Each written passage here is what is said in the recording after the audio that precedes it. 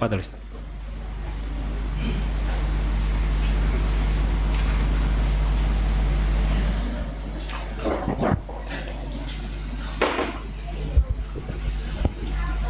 A'udzubillahi minasyaitonirrajim. Bismillahirrahmanirrahim. Assalamualaikum warahmatullahi wabarakatuh.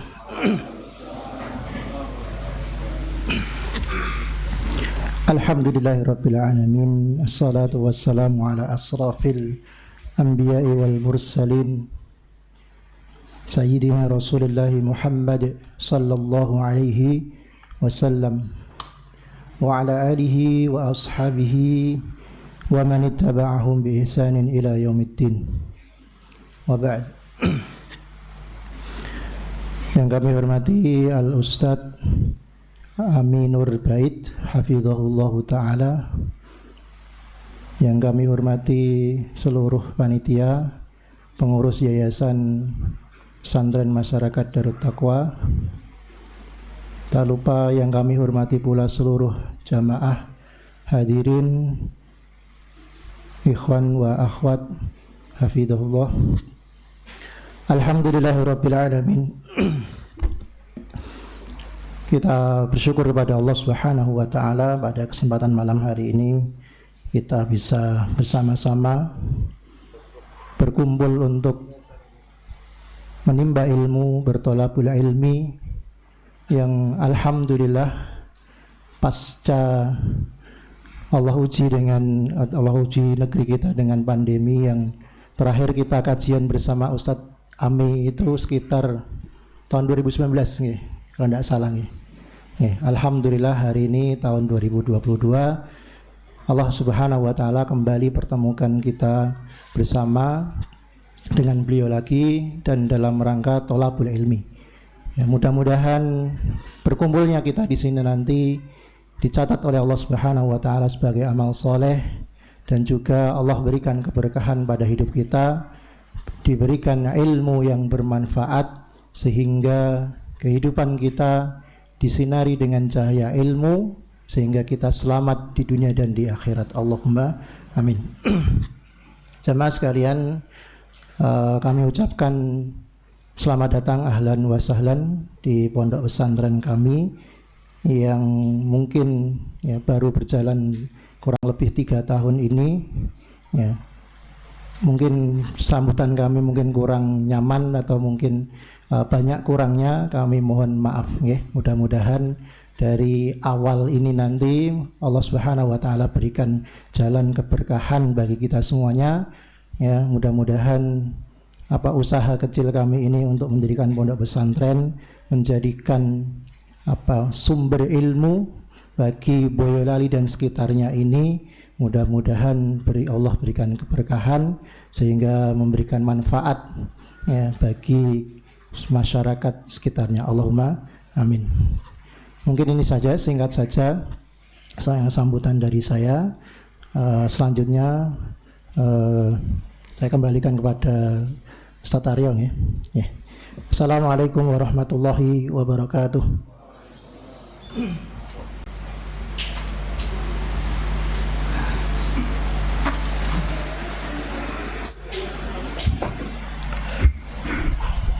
Terima kasih Ustaz Dwi Purnomo hafizahullah ta'ala. Sedikit sambutan mewakili kami dari Pesantren Masyarakat Darut Taqwa pada malam hari ini.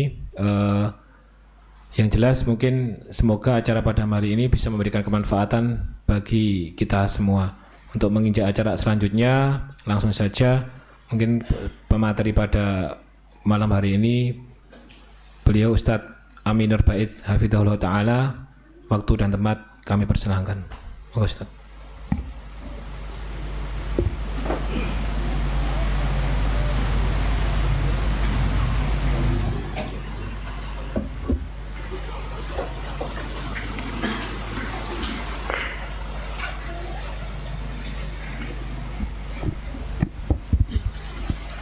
Bismillah. Assalamualaikum warahmatullahi wabarakatuh. Alhamdulillahi rabbil alamin, wassalatu wassalamu ala ashrafil mursalin nabiyyina wa maulana Muhammadin wa ala alihi wa sahbihi ajma'in. Wa ashhadu an la ilaha illallah wahdahu la syarika lah. Wa ashhadu anna Muhammadan abduhu wa rasuluh. Salawatu rabbi wa salamu alaihi wa ala alihi wa ashabihi wa man sara ala nahjihi wa stanna bi sunnatihi ila yaumiddin. Alhamdulillah, puji syukur kita haturkan kehadirat Allah Subhanahu wa taala. Di kesempatan malam hari ini kita bisa kembali berjumpa, belajar bersama. Setelah kurang lebih 2 tahun kita pernah kajian di sini di tahun 2019. Semoga Allah Subhanahu wa taala menjadikan pertemuan kita pertemuan yang diberkahi olehnya.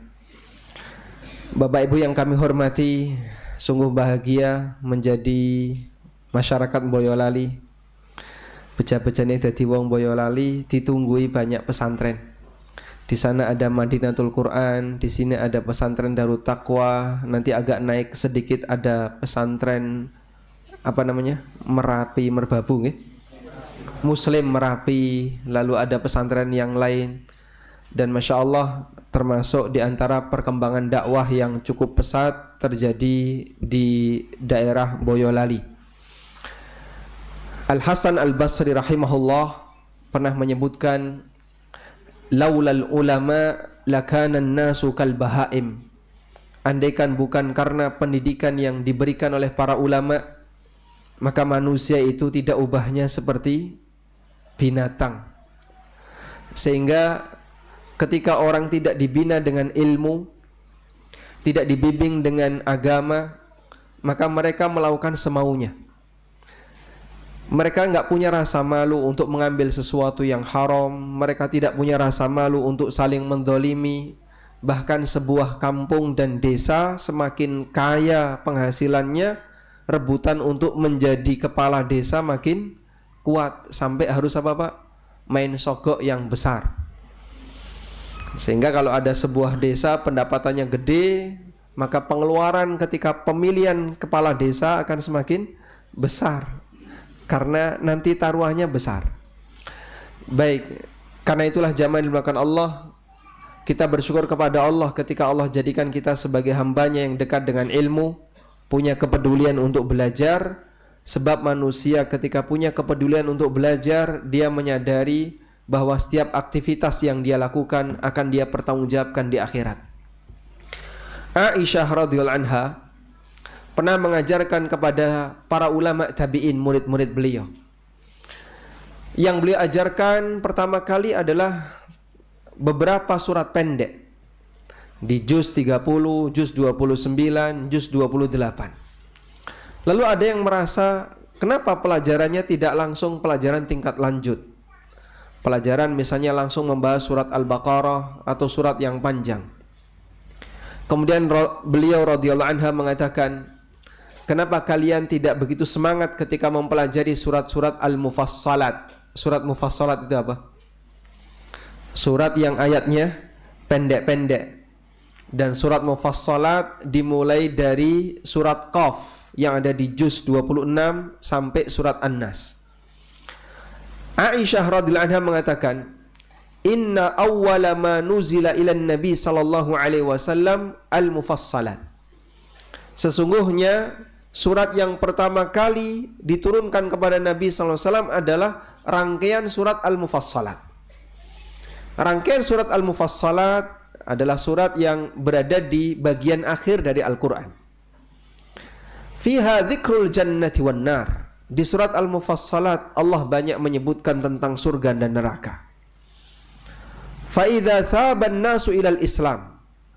Ketika masyarakat mulai berbondong-bondong masuk ke dalam agama Islam, nazalal halal wal haram, barulah Allah menurunkan ayat yang berisi penjelasan tentang halal haram. Sehingga pembahasan seputar masalah riba itu turun di bagian akhir dakwah Nabi SAW. Khamar diharamkan itu turun di bagian akhir dakwah Nabi SAW. Demikian pula hukum-hukum yang lainnya baru diturunkan oleh Allah Subhanahu wa taala di bagian akhir dari dakwah Nabi sallallahu alaihi wasallam. Kemudian Aisyah radhiyallahu anha mengatakan, "Walau kana awwalu ma nuzila la tashrabul khamra." andaikan yang pertama kali diturunkan kepada Nabi SAW adalah ayat yang berisi larangan, la tashrabul khamra, janganlah kalian minum khamr, laqalu, niscaya masyarakat jahiliyah akan mengatakan, la nada'ul khamra abada, kami tidak akan tinggalkan khamr selamanya. Walau kana awwalu ma nuzila la taznu, andaikan yang pertama kali turun adalah larangan untuk berzina, laqalu la nada'u zina abada, tentu mereka akan mengatakan kami tidak akan tinggalkan zina selamanya. Namun Allah Subhanahu wa taala mendidik masyarakat musyrikin jahiliyah dengan cara Allah kasih peringatan terkait masalah al-jannah wan nar, terkait masalah surga dan neraka. Sehingga ketika mereka sudah memiliki kesadaran akan akhirat, sudah memiliki kesadaran akan adanya hari kiamat, barulah Allah kasih aturan. Dan ketika aturan itu turun, sikap mereka, Masya Allah, mereka selalu mengedepankan prinsip sami'na wa ata'na, kami dengerin dan kami taati. Sebab mereka tahu setiap perbuatan yang mereka lakukan akan dipertanggungjawabkan di akhirat. Karena itu salah satu di antara cara untuk memberikan pendidikan muqaddimah bagi masyarakat adalah perbaikan terkait akidah, perbaikan terkait tauhid, terutama penekanan kepada iman terhadap hari akhir.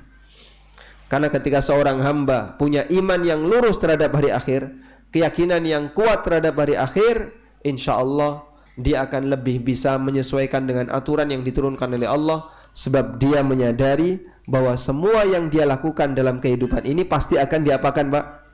Dipertanggungjawabkan di akhirat. Kajian kali ini mengangkat tema penyesalan manusia di yaumil akhir. Penyesalan manusia di akhirat. Yang ini adalah tema yang sangat berat, karena bisa jadi yang bicara di hadapan Bapak Ibu semuanya juga akan menghadapinya. Karena setiap manusia di akhir zaman, setiap manusia di akhirat, mereka semua akan melakukan penyesalan. Allah Subhanahu wa taala menyebut hari akhir salah satunya dengan nama Yaumul Hasrah. Salah satu di antara nama akhirat adalah apa?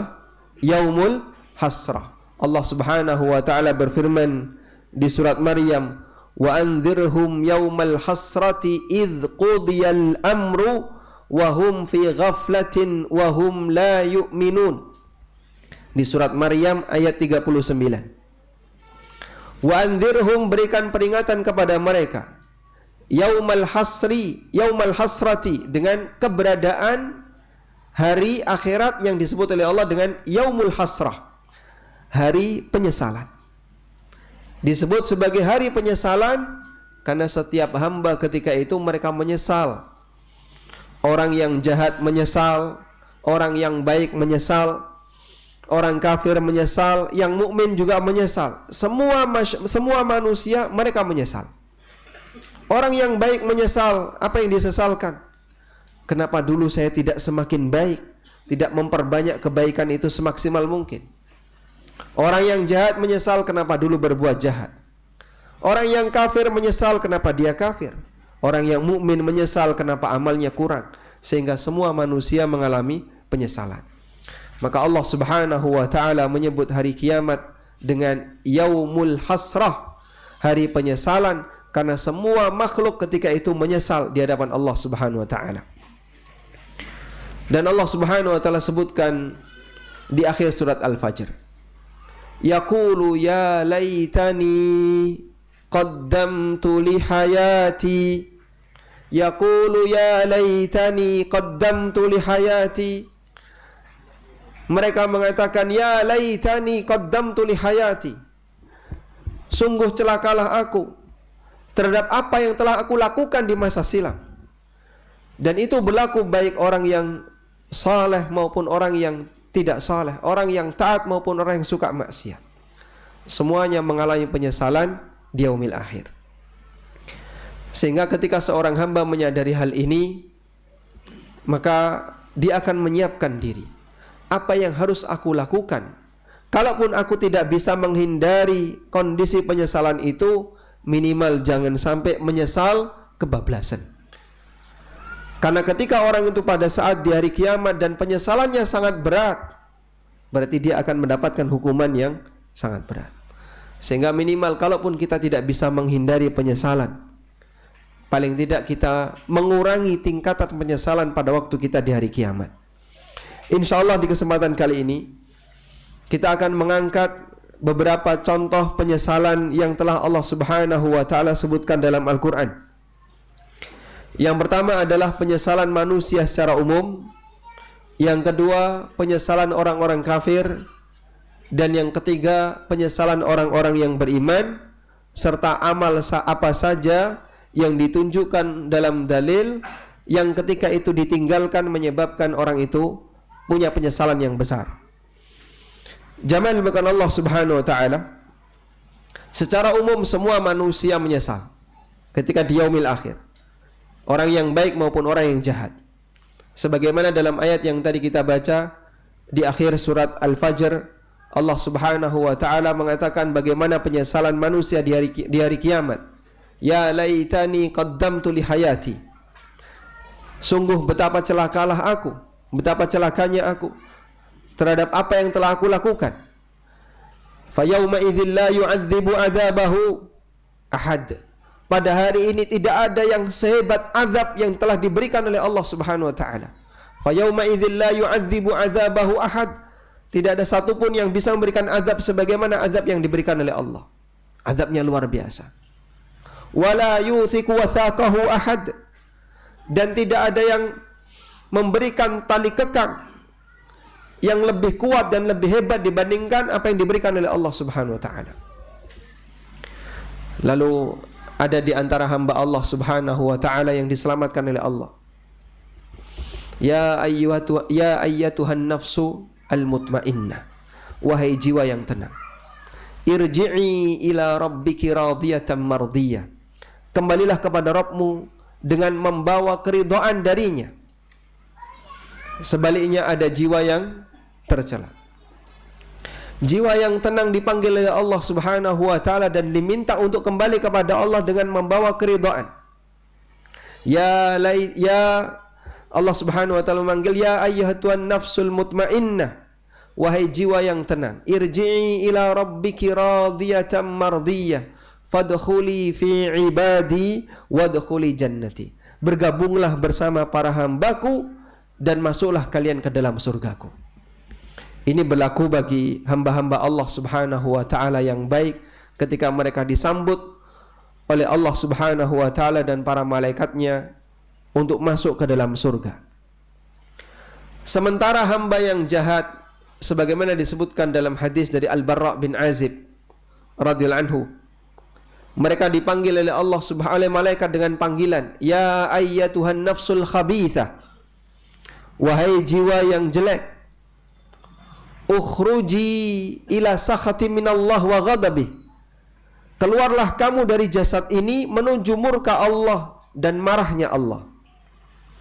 Akhirnya ruh itu karena dia tidak mau keluar, dia mencengkram ke seluruh jasad orang tersebut sehingga dipaksa oleh malaikat untuk keluar dari jasadnya.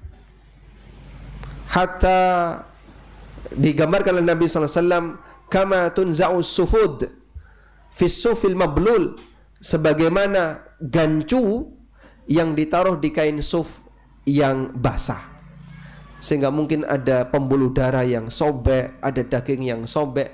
Pada saat nyawa itu dipaksa ditarik oleh malakul maut, karena sudah waktunya orang ini untuk meninggalkan, terpisah dari rohnya.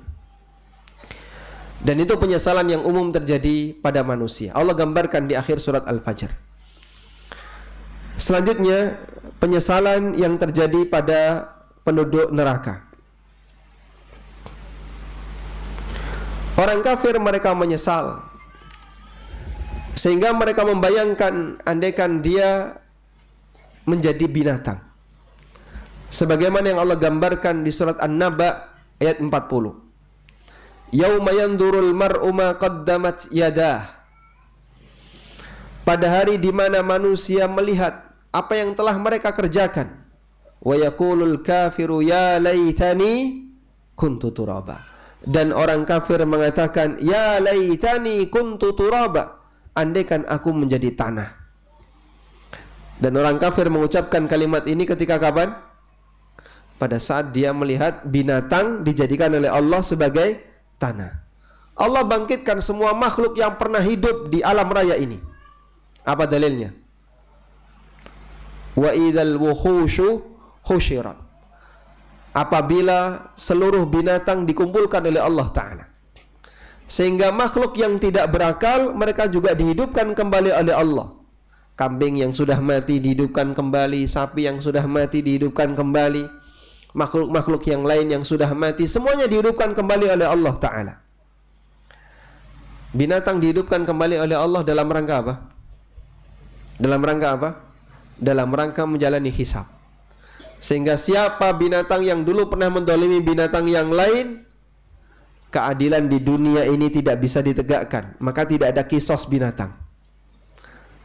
Dan Allah Subhanahu wa taala tegakkan di yaumil qiyamah. Makanya disebut sebagai yaumul qiyamah, hari penegakan, karena ketika itu keadilan 100% ditegakkan. Dan ini salah satu di antara bukti bahwasanya keadilan di bumi ini tidak bisa ditegakkan secara maksimal. Binatang yang pernah mendolimi binatang yang lain, dia tidak terbalaskan sampai mati. Binatang yang pernah mendolimi binatang yang lain tidak terbalaskan sampai mati. Masya Allah. Ini ada pengumuman ya. Menyala pengumuman Avanza dengan nomor AD 1429 NW, mohon digeser. Didorong nggak bisa? Yang merasa memiliki kendaraan Avanza AD 1429 NW, silahkan digeser. Nanti silahkan menghubungi panitia ya. Sampai mana tadi? Binatang dibangkitkan oleh Allah dalam rangka untuk menjalani hisab. Karena ketika di dunia bisa jadi antar sama mereka saling mendolimi, dan itu belum terbalaskan sampai mati.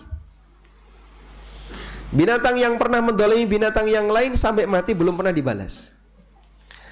Maka jika binatang saja diperhatikan dalam masalah ini, apalagi manusia. Sehingga jamaah dimuliakan Allah, kadang sebagian orang berpikir semacam ini. Banyak kaum muslimin yang ditindas oleh orang kafir. Di Palestina konfliknya sampai sekarang belum selesai. Di Suriah sudah berapa belas tahun di Suriah belum selesai.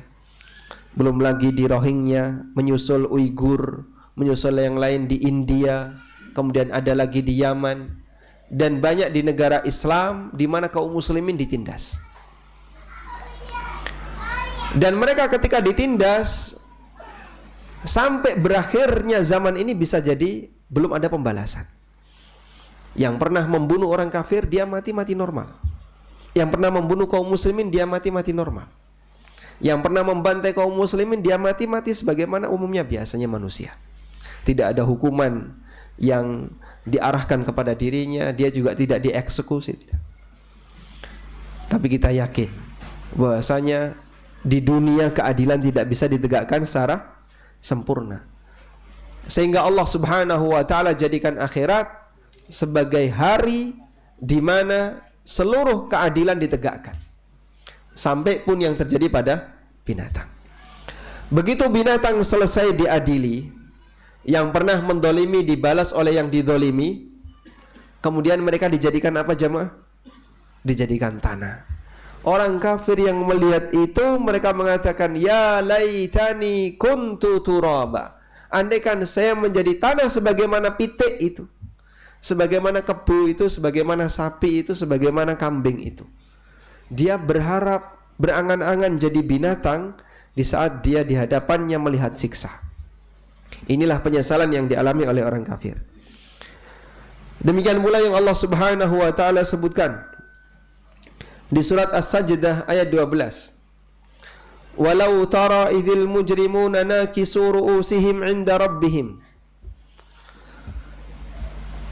Walau tara, dan ketika kamu melihat idzil mujrimuna, pada saat orang-orang yang berbuat dosa, nakisu ru'usihim, mereka menundukkan pandangan, mereka menundukkan kepalanya, inda rabbihim, di hadapan Rabb mereka. Lalu mereka mengatakan, Rabbana absarna wa sami'na farji'na na'mal salihan inna muqinun.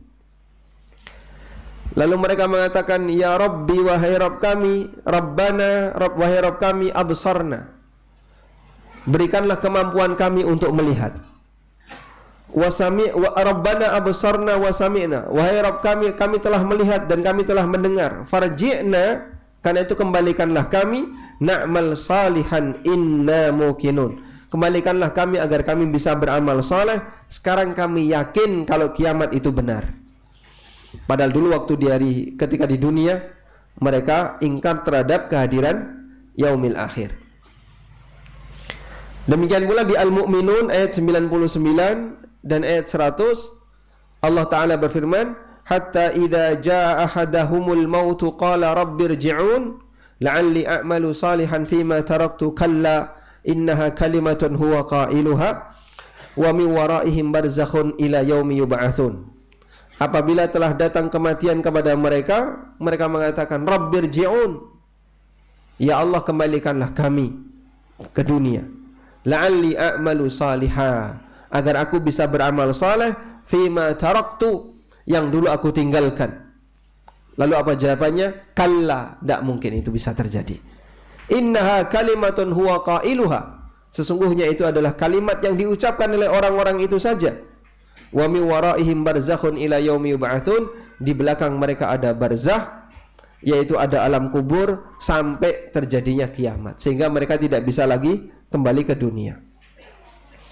Dan masih banyak ayat-ayat yang lain yang menyebutkan penyesalan orang-orang kafir di yaumil qiyamah. Bapak Ibu bisa lihat dalam Al-Quran, Allah banyak menceritakan itu untuk menjadi peringatan bagi mereka bahwa yang saat ini kalian dustakan nanti akan terjadi dan kalian akan mengalami penyesalan. Karena orang kafir mereka semuanya ingkar kepada yaumul qiyamah. Sebagian ulama mengatakan ada 3 titik sengketa antara Nabi Muhammad SAW dan orang musyrikin. Yang pertama adalah masalah la ilaha illallah. Mereka tidak mau mengatakan la ilaha illallah karena tidak mau mengakui Tuhan hanya satu. Sehingga mereka mengatakan aja'alal alihata ilahan wahida inna hadza la syai'un ujab. Apakah Muhammad mau menjadikan Tuhan yang banyak hanya satu saja? Ini hal yang mengherankan, kami enggak mau terima. Wa idza qila lahum la ilaha illallah yastakbirun. Dan apabila dikatakan kepada mereka la ilaha illallah, mereka bersikap sombong, sehingga mereka menolak untuk menjadikan Tuhan hanya satu. Ini titik sengketa yang pertama. Titik sengketa yang kedua adalah tentang status Nabi Muhammad SAW sebagai utusan Allah. Mereka enggak mau terima, dan mereka katakan tidak pantas ada seorang Nabi yang dia makan, dia berjalan dan tidak ditemani oleh malaikat. Sebagaimana yang Allah sebutkan di surat Al-Furqan, wa ma li hadzal rasuli ya'kulu at-ta'ama wa yamshuna fil aswaq laula unzila alaihi malakun fayakunu ma'ahu nadhira. Kenapa Rasul ini dia makan, dia juga kadang jalan-jalan di pasar? Kenapa tidak diturunkan malaikat, lalu malaikat itu menjadi peringatan bersama sang Rasul ini? Sehingga mereka tidak mau menerima kehadiran Nabi SAW sebagai utusan Allah. Karena itu pada waktu Suhail,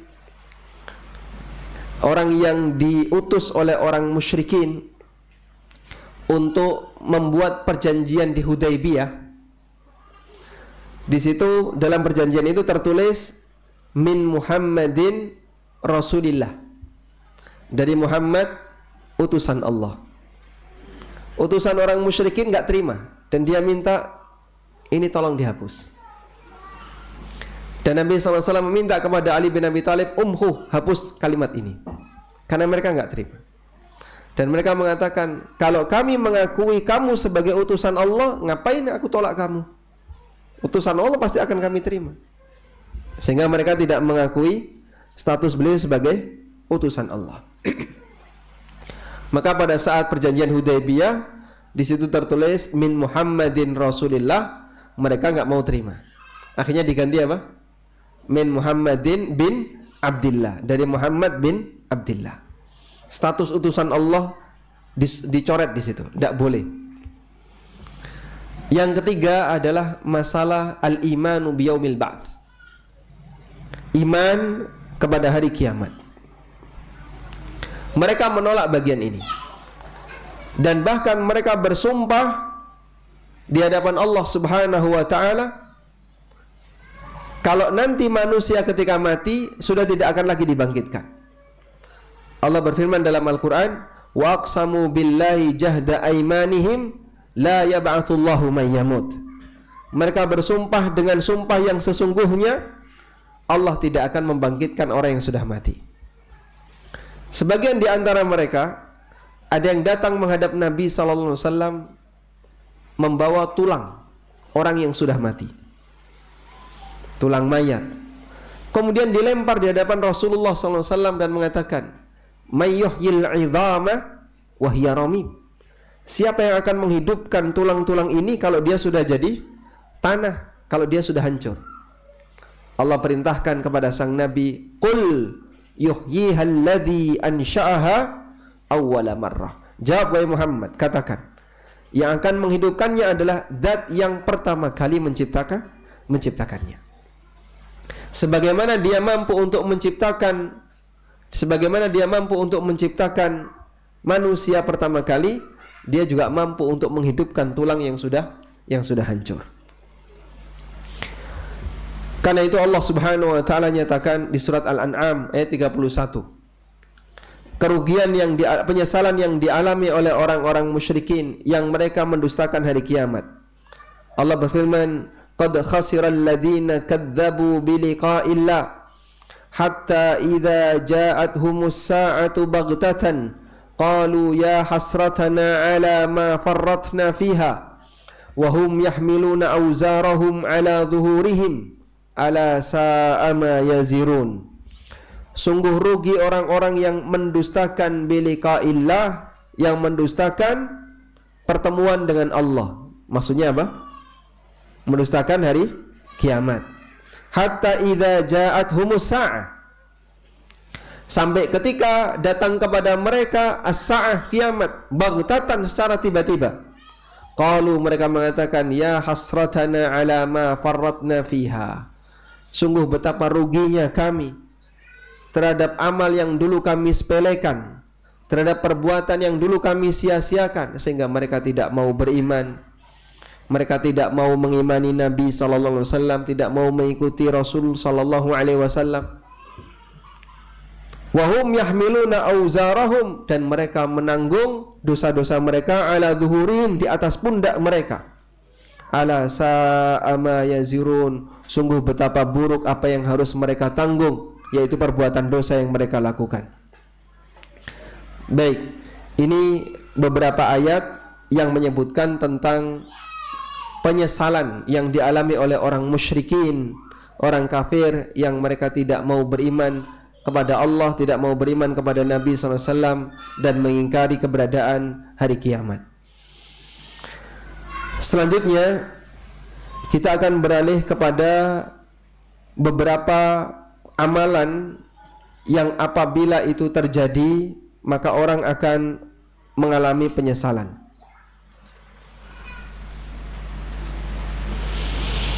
Jamaah dimuliakan Allah Subhanahu wa taala, ada beberapa amalan khusus di mana Nabi sallallahu alaihi wasallam memberikan penekanan agar amalan itu dijaga, agar kita tidak mengalami penyesalan. Salah satunya adalah rajin membaca surat Al-Baqarah. Disebutkan dalam hadis yang sahih riwayat Muslim, Nabi sallallahu alaihi wasallam bersabda, "Iqra'u surat Al-Baqarah fa inna akhdhaha barakatun wa tarkaha hasratun wa la tastati'uha al-batalah. Rajin-rajinlah membaca surat Al-Baqarah.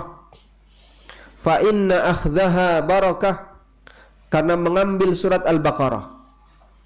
Dan yang dimaksud mengambil surat Al-Baqarah maknanya apa? Rajin membacanya, menghafalkannya, memahami maknanya. Sesungguhnya mengambil surat Al-Baqarah artinya memberikan perhatian terhadap surat Al-Baqarah. Barakatun, di situ ada keberkahan. Wa tarkuha hasratun, dan meninggalkan surat Al-Baqarah adalah penyesalan. Di sini Rasulullah SAW menyebutkan meninggalkan surat Al-Baqarah sebagai tindakan penyesalan. Padahal kita tahu bahwasanya surat yang paling ditakuti adalah surat Al-Baqarah. Begitu Ramadan, hari pertama buka halaman pertama Al-Fatihah, ringan ya, hafal. Masuk surat Al-Baqarah sudah ketakutan. Ini kapan selesai? Kok panjang sekali? Meninggalkan surat Al-Baqarah termasuk di antara salah satu penyebab penyesalan. Wala tastati'uha al-batalah, dan al-batalah tidak akan mampu untuk melawan Al-Baqarah. Dan yang dimaksud dengan al-batalah adalah as-saharah, para tukang sihir. Yang dimaksud dengan al-batalah adalah para tukang sihir. Artinya tukang sihir tidak akan mampu untuk melawan dengan sihirnya ketika orang itu meruqyah dengan membaca surat Al-Baqarah. Makanya bagi seorang muslim mukmin yang dia dekat dengan Al-Quran, dia tidak takut dengan yang namanya dunia klenik. Kalaupun ada sesuatu yang mengganggu yang tidak kelihatan, dia sudah siap dengan amunisinya. Karena dia tahu Nabi SAW menegaskan bahwa tukang sihir tidak akan mampu untuk melawan surat Al-Baqarah. Sehingga bapak ibu ketika menjumpai hal yang aneh di dapur ya, jam 12 malam ada bunyi kludak-kludak, itu hanya ada beberapa kemungkinan. Yang pertama kucing, yang kedua tikus. Kalaupun ada yang nggak kelihatan ya, cara ngusirnya gimana? Bacakan surat Al-Baqarah. Baik. Selanjutnya, yang kedua adalah membaca doa kafaratul majlis, diiringi dengan berzikir pada saat kita bermajlis. Rasulullah sallallahu alaihi wasallam pernah bersabda, "Ma qa'ada qaumun maq'adan lam yadhkuru fihi Allah." Apabila ada sekelompok orang yang sedang duduk, lalu mereka tidak menyebut nama Allah, bermajelis tapi isinya bahas politik. Kalau nggak bahas politik, bahas masalah pemilu, sama juga ya. Kalau nggak gitu, poligami.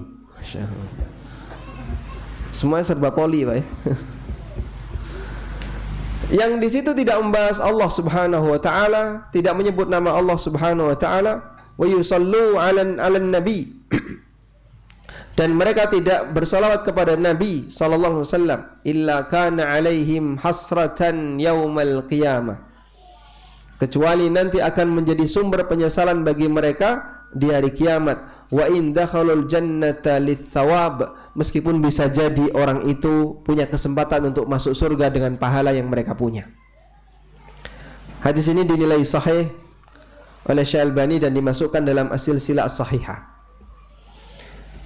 Karena itulah jamaah dimakan Allah, pada waktu kita duduk bareng, biasanya orang membaca kafaratul majlis waktu kapan? Waktu kapan? Kajian. Waktu kajian atau baca Quran bareng, majelis yang di situ membahas ilmu. Ini majelis yang bagus. Dan pada saat kita melakukan majelis yang bagus, kita menjaga kafaratul majelis. Tapi majelis yang lain yang di situ tidak ada kajiannya. Misalnya Majelis apa? Majelis kerenengan, majelis bahas politik, majelis bahas poligami, majelis bahas dagangan dan seterusnya. Jarang sekali kemudian ketika kita bubar membaca tahiyat, membaca kafaratul majelis. Jarang sekali.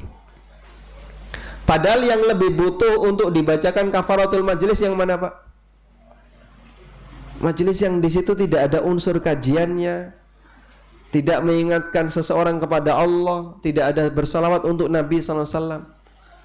Seringnya kita begitu selesai majelis bubar ya sudah selesai. Dan itulah yang dinyatakan oleh Nabi SAW, apabila ada orang duduk di satu tempat bermajelis dengan yang lain dan di situ dia tidak menyebut nama Allah, tidak bersalawat kepada Nabi SAW, illa kana alaihim hasratan yaumal qiyamah, kecuali nanti akan menjadi sumber penyesalan baginya kelak di hari kiamat. Maka iringi dengan berdakwah, ya sedikit-sedikit nyinggung kajian. Kemarin saya ikut ngaji di sini, Ustadz menyampaikan beberapa poin seperti ini, beliau mengingatkan kami seperti ini. Singgung di situ. Sehingga setidaknya ada peringatan Allah yang dibahas di situ. Karena majelis zikrullah itu ada dua makna. Majelis zikrullah ada dua makna. Yang pertama adalah majelis di mana nama Allah, kalimat-kalimat thayyibah di situ disebutkan. Seperti misalnya kita duduk di masjid, selesai sholat, kemudian kita berzikir. Atau pada waktu kita kumpul bareng, kemudian kita berzikir.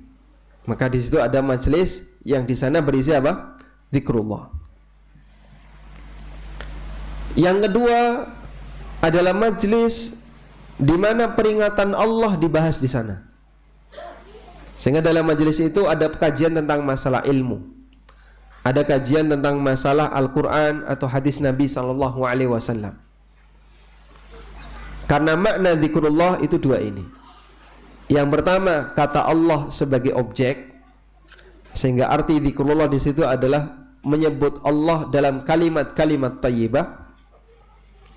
Dan yang kedua, kata Allah sebagai subjek, sehingga makna dari kata zikrullah adalah peringatan yang diturunkan oleh Allah.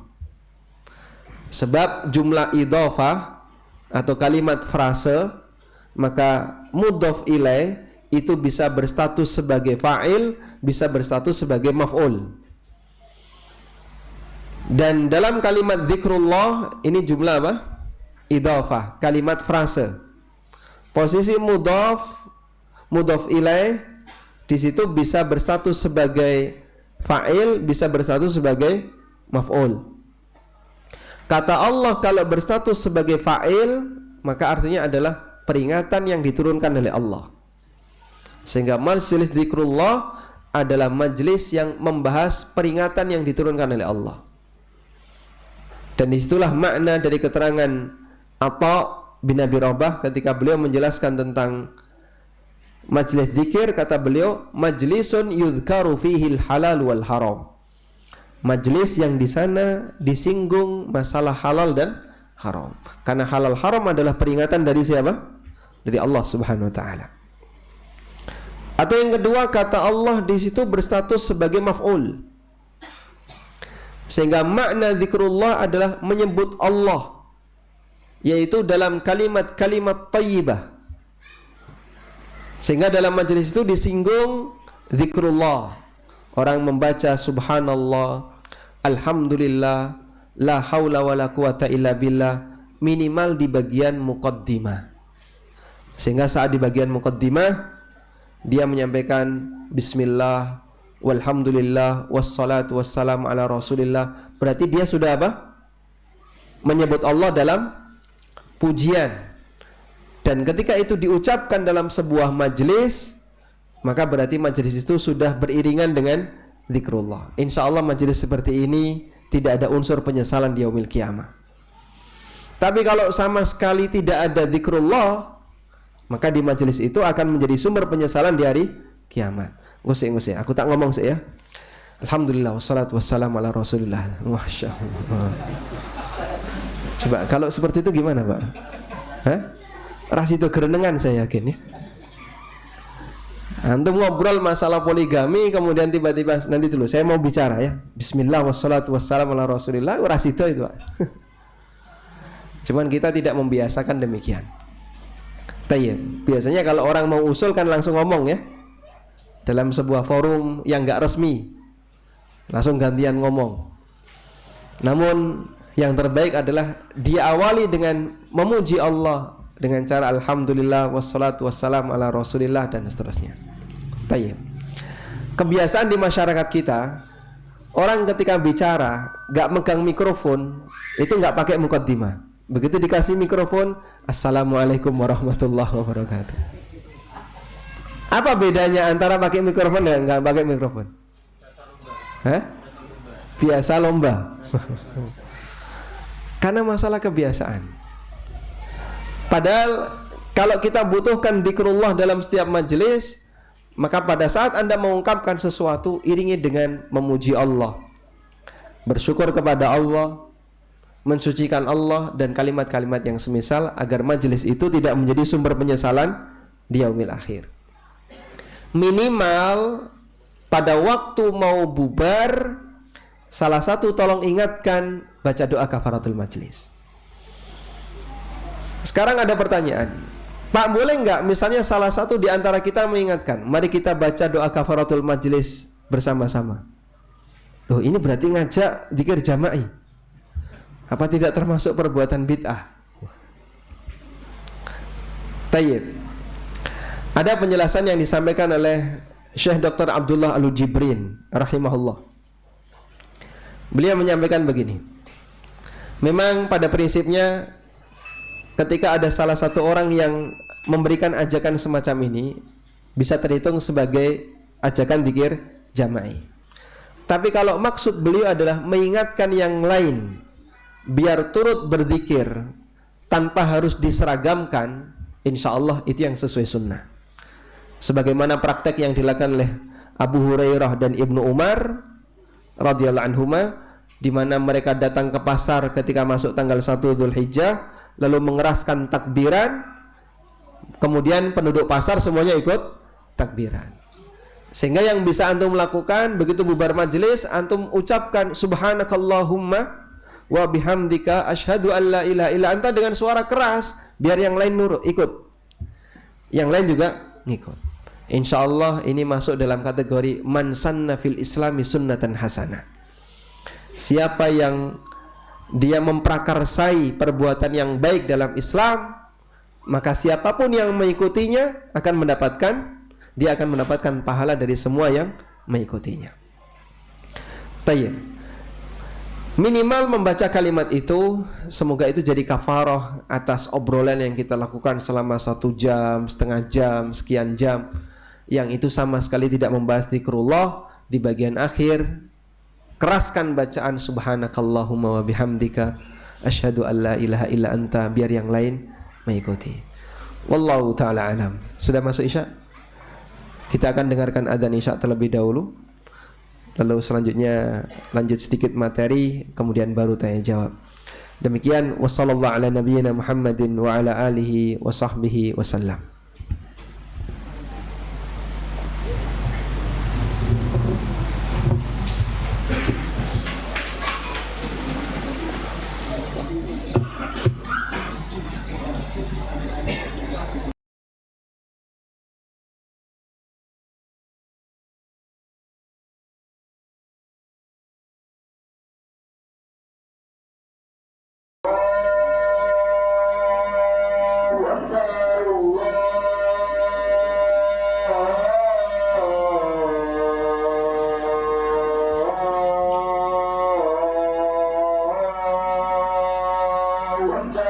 Allahu Akbar, Allahu Akbar.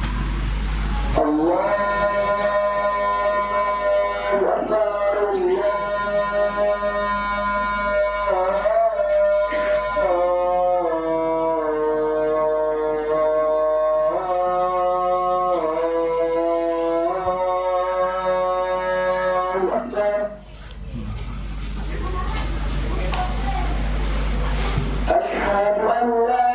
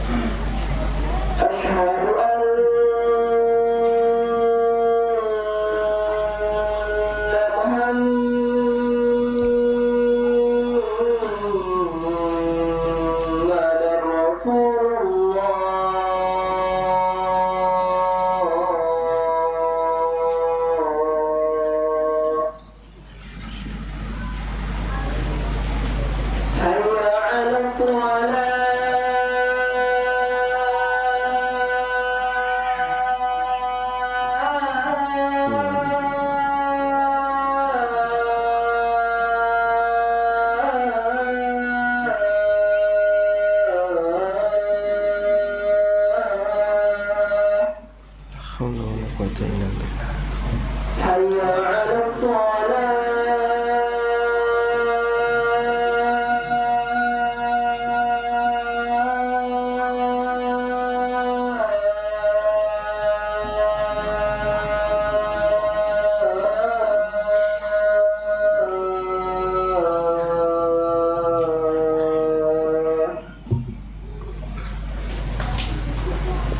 حي على الفلاح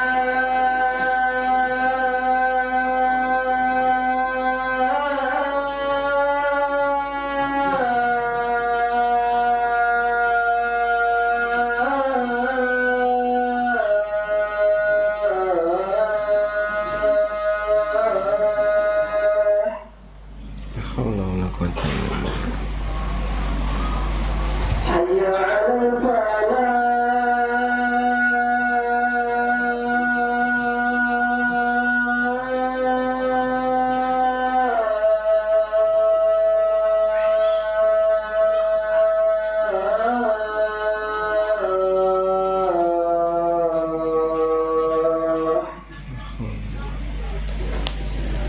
الله أكبر الله أكبر لا إله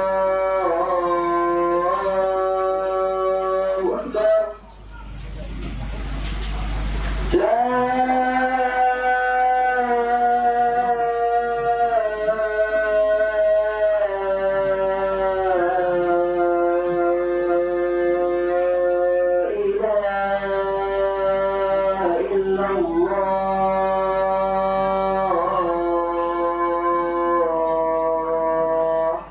La ilaha illallah. Allahumma salli ala Muhammad. Allahumma rabb hadhihi da'wati tamma wassalati. Ati Muhammadan al-wasilah wal fadilah wa ba'athu maqaman mahmudan allati wa'adta. Alhamdulillah wassalatu wassalamu ala Rasulillah wa ala alihi wa sahbihi wa mawalah. Wa ashhadu an la ilaha illallah wahdahu la syarika lah wa ashhadu anna Muhammadan abduhu wa rasuluh. Disebutkan dalam hadis dari Abu Hurairah radhiyallahu anhu, riwayat Abu Dawud, At-Tirmidzi dan yang lainnya dinilai sahih oleh Syalbani. Rasulullah sallallahu alaihi wasallam bersabda, "Man jalasa fi majlisin fakathura fihi laghatuhu." Siapa yang duduk di sebuah majlis lalu banyak guyonnya. Dan biasanya kebiasaan kita seperti itu. Kalau sudah duduk bareng temannya, yang dilakukan adalah saling membuli. Siapa yang paling pintar dianggap berprestasi.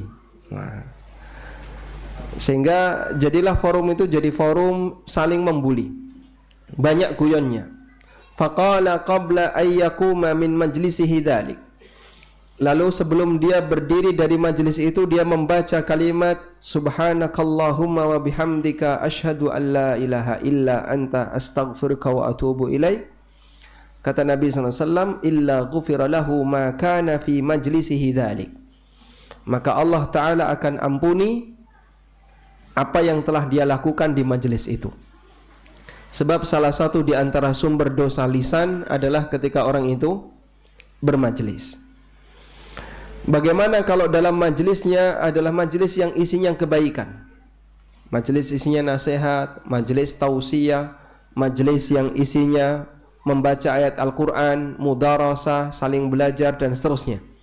Apakah juga dianjurkan untuk membaca ini? Jawabannya dianjurkan. Sebagaimana disebutkan dalam hadis riwayat Abu Dawud dari Abu Barzah Al-Aslami radhiyallahu anhu, beliau bercerita, kana Rasulullah sallallahu alaihi wasallam yaqulu bi akharatin idza arada ay yakuma minal majlis. Kebiasaan Nabi sallallahu alaihi wasallam ketika beliau sudah berada di ujung majlis, saat beliau mau berdiri, beliau mengucapkan subhanakallahumma wa bihamdika asyhadu an la ilaha illa anta astaghfiruka wa atubu ilaik.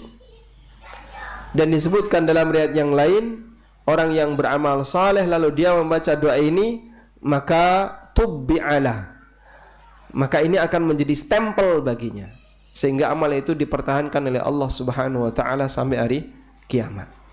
Ini manfaat membaca doa kafaratul majlis, baik majlis itu majlis yang isinya kebaikan maupun majlis yang sifatnya mubah, apalagi majlis yang di situ isinya maksiat. Selanjutnya, hal yang lain yang menyebabkan orang itu bisa merugi dan merasakan kerugian besar di hari kiamat adalah rebutan jabatan. Rebutan jabatan. Dalam hadis riwayat Bukhari, Nabi SAW menyebutkan kondisi umat beliau, innakum satahrisuna 'alal imarah, sungguh kalian akan rebutan untuk mendapatkan jabatan, wa innaha satakunu nadamatan wa hasratan, namun jabatan itu akan menjadi sumber penyesalan, wa nadmatan, dan sumber penyesalan. Sehingga orang yang mendapatkan jabatan, kata Nabi SAW, berpeluang besar dia akan melakukan penyesalan ketika di hari kiamat, meskipun dia orang yang beriman. Sebab pada saat dia punya jabatan, namanya manusia pasti punya kekurangan, akan ada bagian yang mungkin belum dia tunaikan, ada bagian yang belum dia lakukan, dan di saat itu dia berpeluang untuk dituntut oleh rakyatnya, oleh bawahannya kelak di hadapan Allah Subhanahu wa taala. Wallahu taala alam. Mungkin demikian yang bisa kita sampaikan sebagai pengantar di kesempatan malam hari ini, dan kita memohon kepada Allah Subhanahu wa taala, semoga Allah taala memberikan kita hisab yang ringan. Allahumma hasibna hisaban yasira. Ya Allah, berikanlah hisab kepada kami dengan hisab yang ringan. Dan kita mohon kepada Allah, kalaupun kita tidak bisa terlepas dari bentuk penyesalan ketika di yaumil akhir, semoga penyesalan yang kita alami bukan penyesalan yang berat, namun penyesalan yang ringan, dan semoga Allah Ta'ala mengampuni setiap dosa-dosa yang kita lakukan dan memasukkan kita ke dalam surganya yang abadi. Wassallallahu ala nabiyyina Muhammadin wa ala alihi wa sahbihi wasallam. Dan selanjutnya kami berikan kesempatan kepada para peserta kajian. Bagi yang ingin menyampaikan sesuatu kami persilahkan.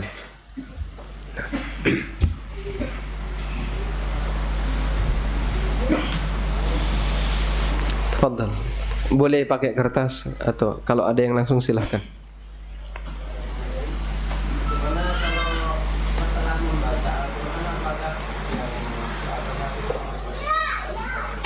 Baik. Tayyib. Bagaimana ketika setelah membaca Al-Quran, apakah kita juga dianjurkan untuk membaca doa kafaratul majlis sebagaimana yang tadi kita baca? Setelah membaca Al-Quran, disebutkan dalam sebagian riwayat bahwa Rasulullah SAW membaca doa kafaratul majlis. Meskipun riwayat ini diperselisihkan oleh para ulama mengenai nilai keabsahannya, namun setidaknya secara umum dalam setiap majlis yang dilakukan oleh seorang muslim, kemudian diiringi dengan membaca kalimat tadi, salah satu di antara manfaatnya, meskipun dalam majlis itu tidak ada bentuk penyimpangan, kita tidak sedang membicarakan orang, kita tidak berbicara tentang sesuatu yang murni duniawi, kita tidak berbicara urusan politik, tidak menyinggung perasaan orang lain dan seterusnya. Anda murni ketika dalam majelis itu isinya zikrullah, apalagi majelis Al-Quran, Anda membaca didengarin oleh orang lain atau saling gantian membaca kemudian menyimak. Apakah diperbolehkan untuk membaca doa tadi? Jawabannya diperbolehkan, dan di antara harapan yang bisa kita inginkan adalah semoga nanti itu menjadi stempel sehingga amal soleh yang kita lakukan diabadikan oleh Allah Ta'ala di hari kiamat. Wallahu a'lam. Nah, untuk bermajelis dengan orang yang tidak muslim misalnya. Kalau taruhlah kita sering menyampaikan dengan lafaz Allah alhamdulillah subhanallah gitu, kalau sedikit diketawakan atau dia juga mengulangi alhamdulillah itu bagaimana ya? Sedangkan dia taruhlah non muslim Baik. atau kufar. Non muslim agamanya apa? Tapi Ustaz, Iya, oh baik. Baik. Tayyib, kalau kita bermajelis dengan non muslim yang dia beragama misalnya Nasrani atau Yahudi. Orang Nasrani dan orang Yahudi, apakah dia beriman kepada Allah? Dia yakin Allah itu ada? Yakin. Dia punya keyakinan bahwa Allah itu ada. Sebagaimana orang musyrikin jahiliyah di zaman Nabi SAW. Maka banyak di antara mereka yang bernama Abdullah. Bahkan seperti yang kita tahu, beberapa musuh Rasulullah SAW bernama Abdullah. Seperti Abdullah bin Umayyah. Abdullah bin Umayyah bin Khalaf bin Mughirah itu yang mendampingi Abu Jahal pada waktu Rasulullah SAW menjenguk Abu Talib. Abu Talib ketika sakit menjelang kematiannya, ternyata dalam satu ruangan itu sudah ada Abu Jahal dan Abdullah bin Umayyah bin Mughirah. Dan Abdullah bin Umayyah serta Abu Jahal inilah yang mempengaruhi mempengaruhi Abu Talib untuk tidak masuk Islam. Sehingga saat Nabi SAW menawarkan, ya ammi kulla ilaha illallah kalimatun uhajulaka biha indallah. Wahai ammi, wahai pamanku, ucapkanlah la ilaha illallah, nanti paman akan saya bela di hadapan Allah. Maka dikatakan oleh dua orang ini, atarghabu an millati Abdul Muttalib, apakah kamu membenci agama bapakmu Abdul Muttalib? Sehingga Abu Talib merasa malu kalau dia mati disebut sebagai orang yang benci kepada ajaran agama bapaknya. Malu diarani, Pak. Meskipun dia mati, dia itu merasa malu. Sehingga dia tetap bertahan dalam kondisi memilih agama Abdul Muttalib. Tayyib. Nah, ketika kita bermajelis dengan non-muslim lalu kita mengucapkan alhamdulillah dan seterusnya, yang saya ketahui mereka juga kadang mengucapkannya. Sehingga ada sebagian orang Nasrani kadang mengucapkan alhamdulillah, kadang mengucapkan Allahu Akbar, astagfirullah, alhamdulillah. Alhamdulillah yang sering ya. Alhamdulillah mereka sering. Kadang mengucapkan alhamdulillah. Entah tiru-tiru orang mukmin atau mungkin bisa jadi dia itu dulu waktu kecil beriman lalu dia murtad. Sehingga bawaan ketika dia masih muslim terbawa sampai ketika dia berada di agama yang baru yang dia anut saat ini. Maka tidak masalah kalau kita tetap mengucapkan alhamdulillah, subhanallah, la haula wala quwata di hadapan mereka, dan itu tidak disalahkan. Kecuali yang tidak boleh adalah menyampaikan salam kepada mereka. Namun kalau dalam satu kelompok itu ada muslim, ada non muslim, kita memberi salam dengan niat untuk ditujukan kepada muslim, hukumnya boleh. Sementara untuk zikir yang lain silahkan disampaikan, tidak ada masalah. Masalah ditertawakan dan tidak, dulu Nabi SAW mengucapkan la ilaha illallah, mereka tertawa, mereka bersikap sombong. Sampai memberikan bantahan, aja'alal alihata ilahan wahida, inna hadha la syai'un ujab. Apakah Muhammad mau menjadikan Tuhan yang banyak hanya jadi satu saja? Sungguh ini adalah hal yang mengherankan. Wallahu a'lam. Tafadhal. Ini mau tanya, yang tadi seperti disampaikan bukan hanya dari golongan manusia yang akan mendapatkan hisab di yaumul kiamah nanti, tetapi juga dari golongan hewan. Tetapi apakah juga berlaku bagi hewan buas lah utamanya, yang secara naluri atau instingnya memang rantai makanannya adalah binatang lain yang lebih lemah gitu. Yang selanjutnya, apakah akan menimbulkan penyesalan juga bagi kita apabila kita membunuh atau menghilangkan nyawa binatang buas, contohnya ular yang notabene berbisa kita. Jazakallahu. Masya Allah. Berarti yang nyembelih korban itu kan sembelih Binatang buas. Oh, binatang buas ya. Tayyib. Yang pertama begini, semua yang diizinkan secara syariat maka statusnya legal, sehingga perbuatan itu adalah perbuatan yang dibenarkan. Karena itu Nabi SAW ketika berbicara tentang aturan perbuatan yang diizinkan oleh syariat, belum minta untuk dilakukan yang terbaik. Beliau SAW meminta untuk dilakukan yang terbaik. Contohnya membunuh binatang. Membunuh binatang itu ada dua. Yang pertama membunuh untuk dikonsumsi, dan itulah menyembelih. Dan ada membunuh karena dia ganggu. Rasulullah SAW menyebutkan dua hal itu. Fa idza dzabhtum fa ahsinu dzibha wa idza qataltum fa ahsinu al-qitla. Kalau kalian menyembelih, maka nyembelihlah dengan cara yang terbaik. Dan kalau kalian membunuh, maka bunuhlah dengan cara yang terbaik. Wal yuhidda syafratahu falyurih dzabihata. Tajamkan pisaunya agar sembelihannya bisa cepat istirahat, akhirnya cepat mati. Sehingga ketika seorang muslim pada waktu dia menyembelih binatang, dia membunuh binatang dengan cara menyembelih untuk dikonsumsi sebagai jagal atau bukan jagal, apakah dia nanti akan dikisos oleh binatang itu di hari kiamat? Terus sapinya menyembelih dia, atau kambingnya akan gantian menyembelih dia? Maka jawabannya dia lakukan ini secara apa? Legal, sesuai dengan aturan, dan itu diperbolehkan. Kalau tidak ada unsur kedzaliman sepeser pun, maka ini tidak termasuk bentuk kedzaliman. Dan tidak mungkin ini kedzaliman, sebab Nabi SAW menyembelih dan beliau tidak mendolimi binatang pada waktu beliau SAW menyembelih.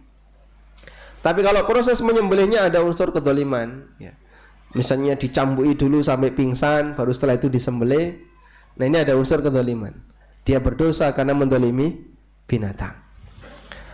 Kemudian bagaimana dengan binatang buas, yang memang secara tabiatnya dia akan makan binatang yang menjadi sasarannya? Apakah nanti juga akan dikisos di yaumil akhir? Wallahu a'lam, saya tidak tahu.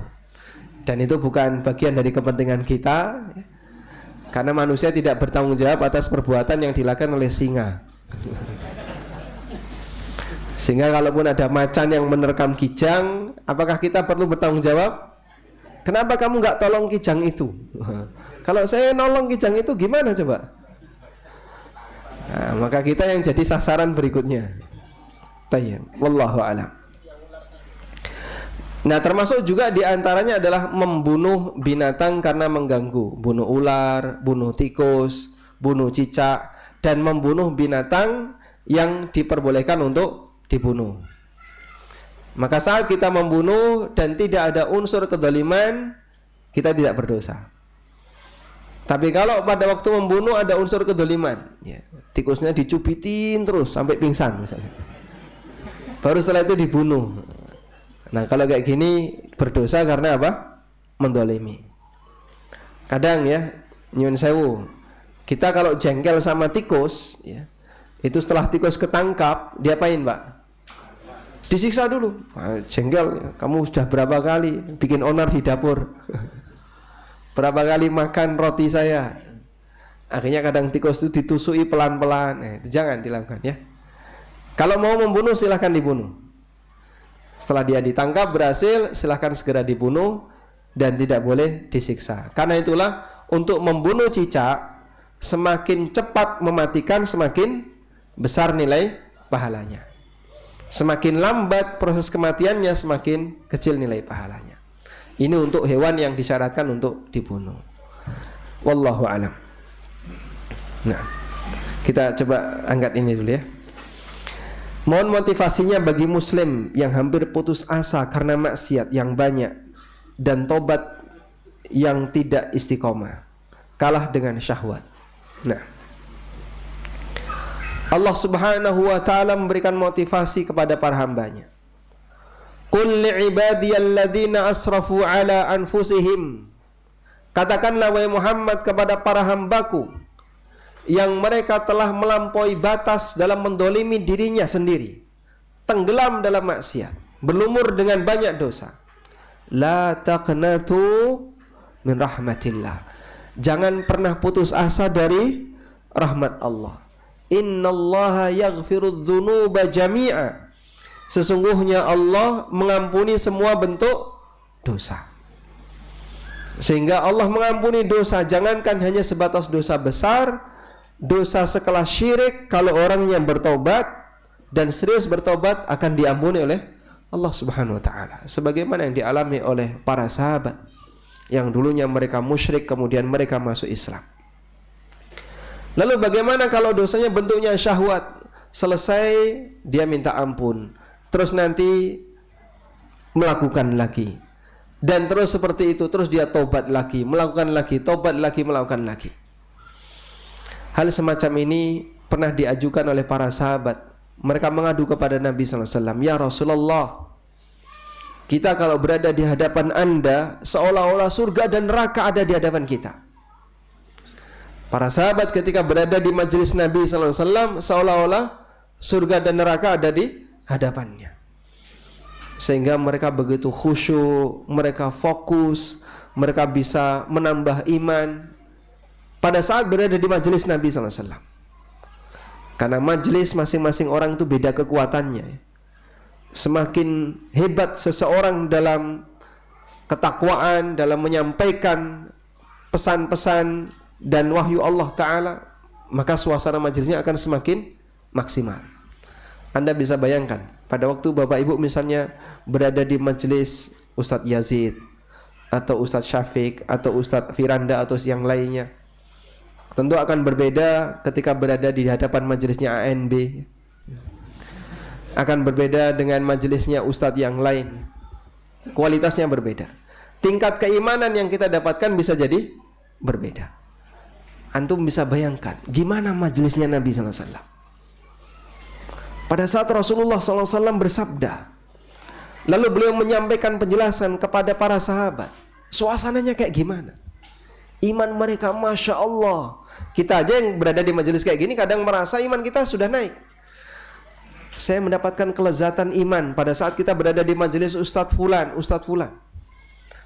Antum bisa bayangkan kalau kita berada di majelisnya Rasulullah SAW, betapa iman itu naik begitu cepat.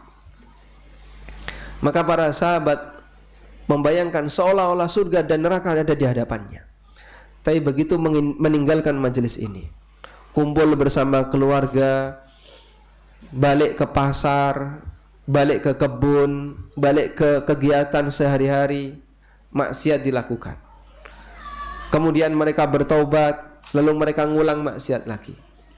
Kemudian Nabi SAW mengatakan kepada para sahabat, yang waktu itu ada yang menyampaikan demikian, andaikan kalian tidak pernah berdosa, kalau kalian tidak pernah berdosa, maka Allah Subhanahu wa ta'ala akan membinasakan kalian semuanya. Lalu Allah ciptakan makhluk, yudnibuna wa yatubun, yudnibuna wa yatubun, yudnibuna wa yatubun. Dia berdosa lalu dia bertobat, dia berdosa lalu dia bertobat, berdosa lalu dia bertobat. Maka sebagaimana syahwat kita selalu mengajak kita untuk mengulang maksiat, iringi dengan perasaan dan husnudzon kepada Allah, Allah akan selalu menerima taubat dari para hambanya selama dia mau serius untuk bertobat. Sehingga nanti kita bertobat, setelah maksiat muncul maksiat lagi, bertobat lagi. Dan Allah tidak akan pernah bosan untuk menerima taubat hamba. Beda dengan kita ya. Kowe wis bolak-balik salah, saiki njuk ngapura. Wis saiki gak tak ngapura. Itu manusia. Orang kalau ada orang berbuat salah kepada dia, salah sekali, baik saya maafkan. 2 kali saya maafkan. 3 kali biasanya dia ngomong apa, Pak? Ngomel dia, komentar. Wes bolak-balik tak kandani, jangan melakukan seperti itu. Ini yang terakhir ya, besok lagi sudah enggak saya maafkan. Karena kekuatan manusia dalam memaafkan itu terbatas. Tapi Allah Subhanahu wa ta'ala Raufur Rahim, Ar-Rahman, Ghafur, Raufun bi'ibadi, Maha belas kasihan dengan para hambanya. Dan dia menciptakan kita dengan ada kekurangan yang ada pada diri kita. Maka jangan pernah bosan untuk selalu bertobat kepada Allah. meskipun kita sering untuk mengulang perbuatan maksiat itu. Dan salah satu di antara cara agar kita tidak kembali mengulang maksiat itu adalah Anda cegah dari awal faktor yang bisa menyebabkan maksiat itu berulang. Contohnya apa, Pak? Kalau mau tidur tolong data dimatikan. Data tolong dimatikan. Sudah. Jauhkan HP dari tempat tidur. Kalau Anda butuh alarm, ya yang penting suaranya terdengar, tangan tidak bisa jangkau. Insya Allah lebih aman. Ya, terutama bagi yang belum punya keluarga, yang tidur masih sendirian. Antum matikan data, tidur di awal waktu, sudah jauhkan HP dari jangkauan tangan. Insya Allah aman. Sebab salah satu di antara faktor kenapa orang itu berulang melakukan maksiat karena syahwat adalah pegang mendoan, Pak. Pegang HP, Pak. Dan Google paham kemarin buka apa, nanti muncul iklan kurang lebih seperti itu, sesuai dengan algoritma kebiasaan penggunanya. Nah, saat muncul seperti itu, muncul gambar yang menarik, kepo dia. Ini apa sih isinya? Terus diklik, nanti menjalar kemana-mana. Maka caranya adalah matikan data, sudah taruh HP yang tidak bisa dijangkau oleh tangan. Insya Allah lebih aman. Nah, yang ibu-ibu juga seperti itu ya.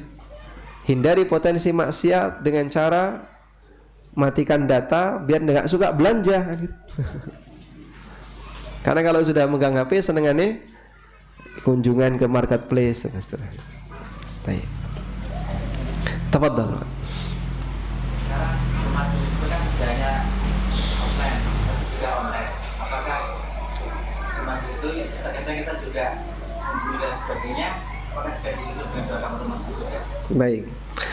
Kalau kita bermajelis secara online, apakah perlu untuk membaca kafaratul majelis? Karena dalam majelis online juga kadang ada membuli ya. Meskipun dalam grup WA saling membuli, saling menyudutkan. Dan Masya Allah orang kalau online biasanya lebih berani daripada offline. Ketika online kendel dia, pasang status, komentar, karena nggak kelihatan. Dan dia bisa sembunyi. Bahkan kadang membuat identitas yang nggak dikenal. Tapi begitu tatap muka meneng, nggak berani dia. Makanya bisa jadi ketika orang itu bermajelis secara online, potensi maksiatnya lebih gede daripada offline. Sehingga pada waktu di grup ya, di grup WA atau di mana begitu, saling membuli, salah satu jadi sasaran. Apakah perlu diiringi dengan kafaratul majelis? Jawabannya perlu diiringi dengan kafaratul majelis, dengan cara diingatkan kepada yang lain, tobat kepada Allah. Sudah kita akhiri aja ini, jangan dilanjutkan untuk saling membuli. Dan antum bisa baca kalimat kafaratul majelis, tidak harus ditulis ya, dalam rangka untuk menjadi kafarah dari apa yang kita lakukan dalam majelis tersebut. Wallahu a'lam. Assalamualaikum warahmatullahi wabarakatuh. Waalaikumsalam warahmatullahi wabarakatuh. Bagaimana menyikapi orang yang mendebat tentang hukum riba? Nah, tayyib, Muslim sepakat bahwa riba itu haram. Selama dia orang Muslim dan Islamnya sudah, artinya bukan mu'allaf, pasti dia tahu kalau riba itu haram. Sehingga kita yakin setiap Muslim itu sepakat bahwa riba itu haram. Karena itu kalau sampai ada seorang Muslim yang mengatakan riba tidak haram, ini bisa sampai keluar dari Islam. Sebab tentang hukum haramnya riba termasuk di antara perkara yang disebut oleh para ulama dengan istilah ma'lumun minad din bid-darurah. Bagian dari agama yang diketahui oleh semua orang. Dan mengingkari hukum yang statusnya ma'lumun minad din bid-darurah, bagian dari agama yang diingkari, yang diketahui oleh semua orang, mengingkari bagian ini masuk dalam kategori perbuatan istihlal, menghalalkan apa yang Allah haramkan. atau mengingkari hukum Allah Subhanahu wa taala, dan itu termasuk di antara pembatal keislaman. Karena itu untuk haramnya riba, kaum muslimin sepakat riba haram. Ya? Karena yang namanya riba, hukum riba haram hampir diketahui oleh semua muslim.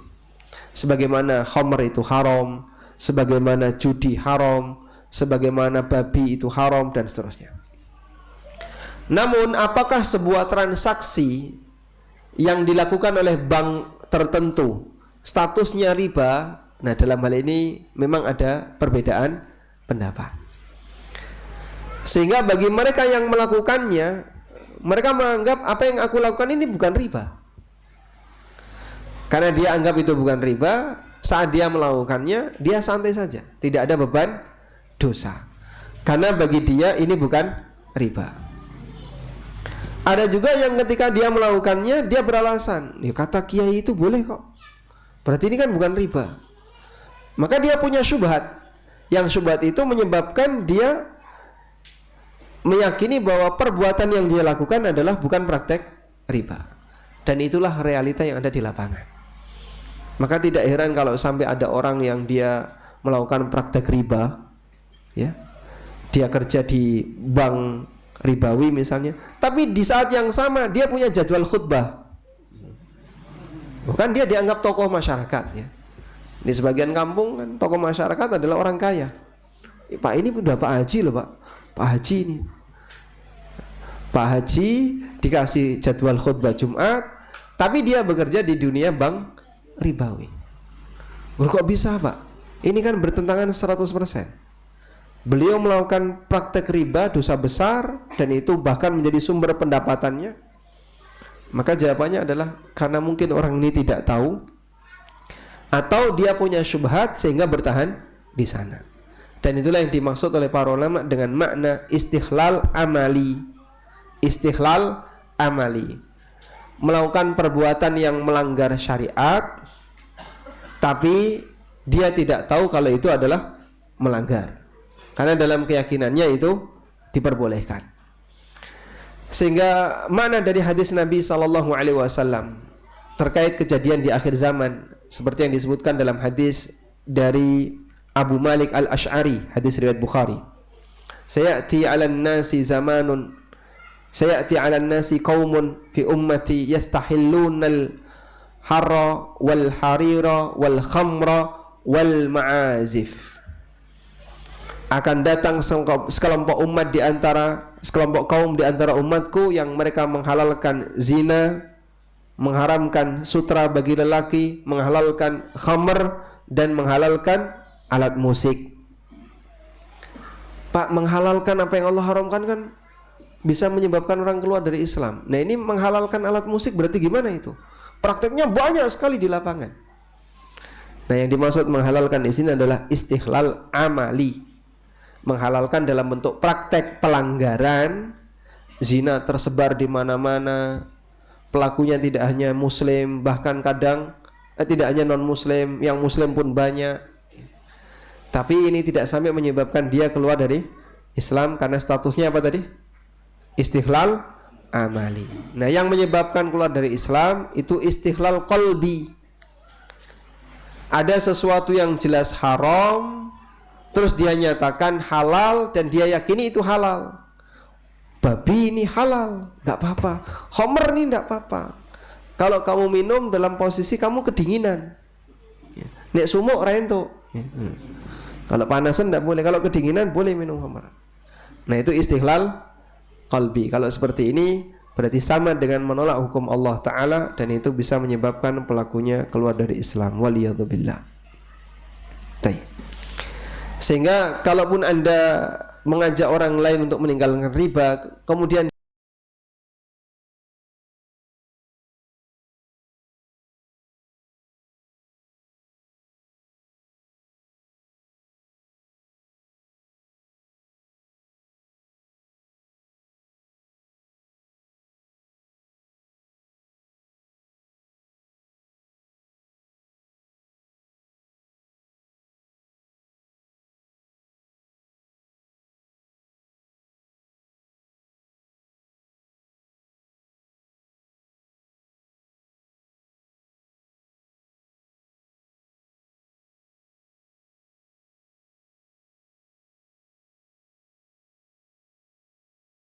boleh, ya Anda jangan lakukan.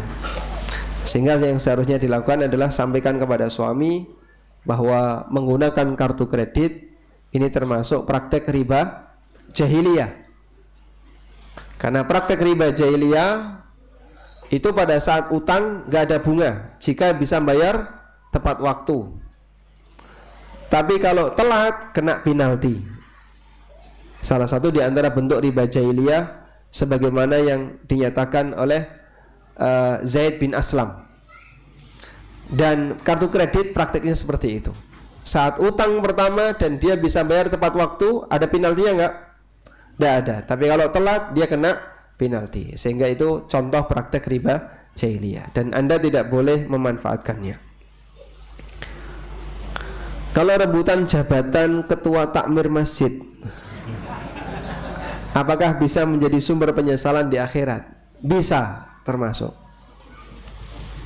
Makanya Nabi SAW meminta dalam masalah jabatan jangan meminta. Nabi SAW mengarahkan kalau dalam urusan jabatan jangan meminta. Tapi apa? Dipilih. Karena kalau kamu meminta wukila ilaikum, maka semuanya diserahkan ke kamu. Tapi kalau kamu diminta, kamu akan dibantu. Kecuali pada kondisi tertentu. Misalnya, ini masjid ada beberapa kelompok yang punya banyak kepentingan. Karena masjid ini strategis ya. Sehingga Ormas A berharap bisa jadi takmir, Ormas B berharap bisa jadi takmir, Ormas C berharap jadi takmir. Dan Anda punya peluang yang sama, silahkan bergabung. Agar nanti bisa menentukan bagian dari kebijakan. Sehingga nanti bisa mengarahkan bagaimana warna dari masjid ini. Karena warna masjid kan tergantung dari apa? Warnanya. Kadang hijau, kadang biru ya. Sehingga Anda bisa menentukan warna, bisa berperan mengambil peran dalam memberikan warna ya, silahkan nanti Anda ikut bergabung untuk menjadi pengurus masjid tersebut. Wallahu a'lam.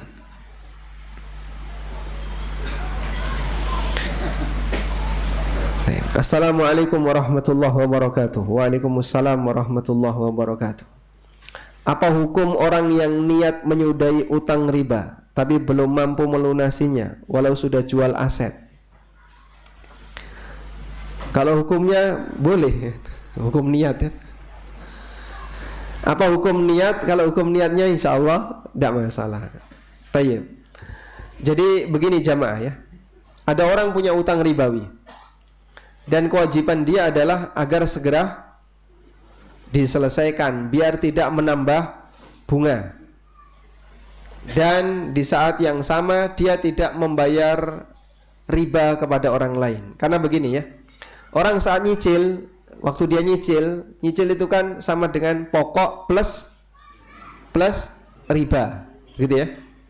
Dan riba yang dia bayarkan setiap bulan itu berarti dia memberi makan riba kepada orang lain. Dan itu termasuk perbuatan yang dilaknat oleh Nabi SAW dalam hadis dari Jabir bin Abdullah. La'ana Rasulullah SAW akila riba wa mukilah. Rasulullah SAW melaknat orang yang makan riba dan yang memberi makan riba. Maka kenapa orang yang punya utang ribawi itu diminta untuk segera dilunasi? Karena kalau dia tertib sesuai jadwal, sehingga jadi nasabah yang istiqomah dan disiplin, tiap bulan dia bayar, tiap bulan sesuai jadwal, maka tiap bulan dia kena laknat. Bulan ini bayar riba, kena laknat. Bulan besok bayar riba lagi, kena laknat lagi. Dan doa buruk dari Nabi SAW tentu saja sangat menakutkan. Maka di saat itu terjadi pada seorang muslim, dia dituntut gimana caranya biar bisa segera tutup. Dah sekali bleng, waktu sekali dia nutup, dia bayar pokok plus bisa jadi tambah bunganya ya. Waktu itu dia berdosa, sudah selanjutnya sudah putus. Bukan mengulang praktek kesalahan itu tiap bulan.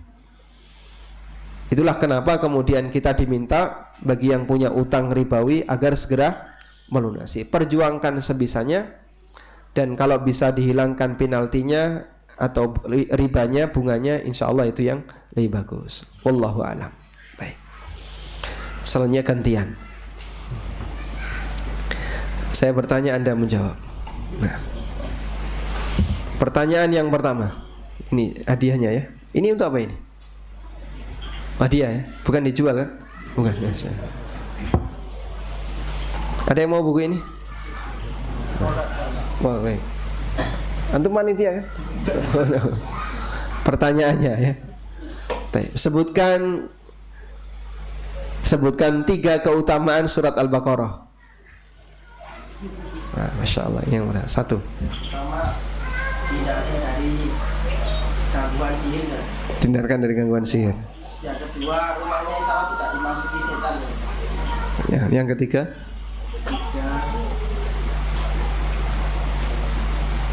Kurang sate. Gimana? Yang ketiga. PR nanti ngumpulnya kapan? Tadi yang kita singgung tadi. Oh, dapat itu tidak menyesal besoknya. Alhamdulillah, barakallahu fikum. Baik.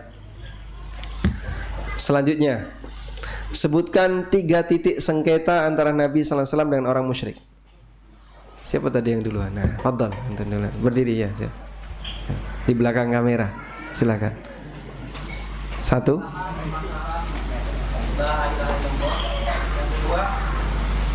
Orang Mesir Quraisy sudah mengakui Nabi Muhammad sebagai Allah. Yang ketiga, iman kepada hari kiamat. Yang ketiga, Masya Allah. Yang pertama apa tadi? Mereka tidak mengakui masalah la ilaha illallah. Yang kedua, tidak mengakui status Nabi Muhammad SAW. Yang ketiga, Masya Allah, barakallahu fikum. Dapat hadiah ya.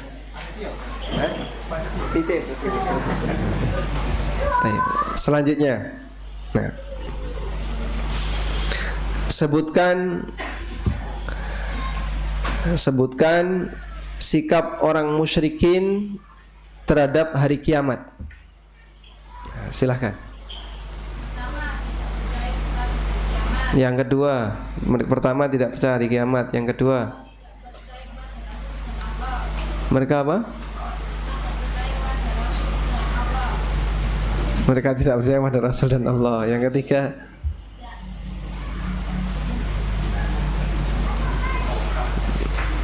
kelas berapa mas? Kelas 5, Masya Allah, barakallahu fikum ya. Berani angkat tangan, silahkan maju mas ya. Sikap orang musyrikin kepada hari kiamat. Yang pertama, tidak beriman kepada hari kiamat. Di sini dulu Salim ya. Yang kedua, mereka menganggap orang yang mati tidak diapakan. Orang yang mati tidak diapakan. Tidak dihidupkan. Betul sekali, Masya Allah. Yang ketiga, tulang yang hancur tidak bisa dibangkitkan. Barakallahu fikum. Dapat hadiah ya, Masya Allah. Kelas berapa tadi? Oh, kelas 1 sudah naik sekarang ya.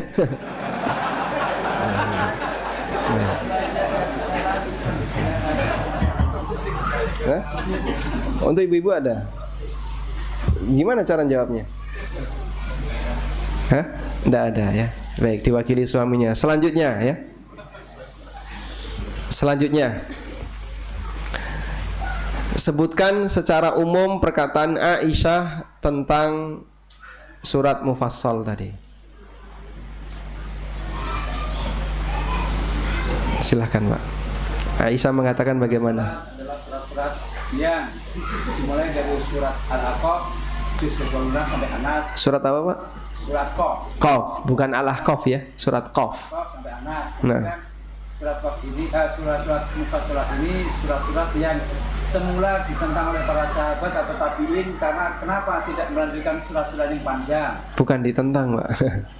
Diprotes. Tanyakan kenapa juga yang Saat mengkajinya kenapa nggak langsung panjang. Kemudian Aisyah radhiyallahu anha menjelaskan bahwa di Islam Mufassalat ini berisi tentang surga dan neraka, tauhid dan sebagainya. Bukan atau belum berbicara tentang hukum-hukum yang lain. Masya Allah. Homer hukum Barakallahu fikum. Masya Allah dan sebagainya ya. ini yang mau silahkan, saya punya bukunya. Oh gitu, Masya Allah.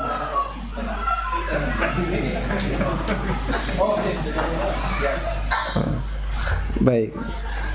Pertanyaan yang terakhir ya. Pertanyaan yang terakhir. Sebutkan satu dalil tentang penyesalan manusia di hari kiamat. Fadhal.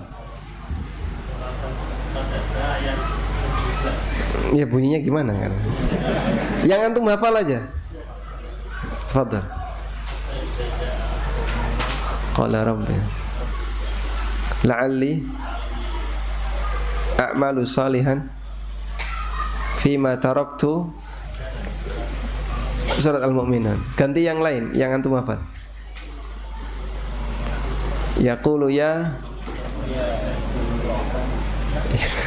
wa yaqulul kafir itu. Masya Allah, barakallahu fikum. Walhamdulillahi rabbil alamin. Demikian yang bisa kita sampaikan. Semoga Allah Ta'ala memberkahi setiap ilmu yang kita pelajari. Dan kalaupun ada bagian bermanfaat yang Anda dapatkan, silahkan disebarkan ke yang lain.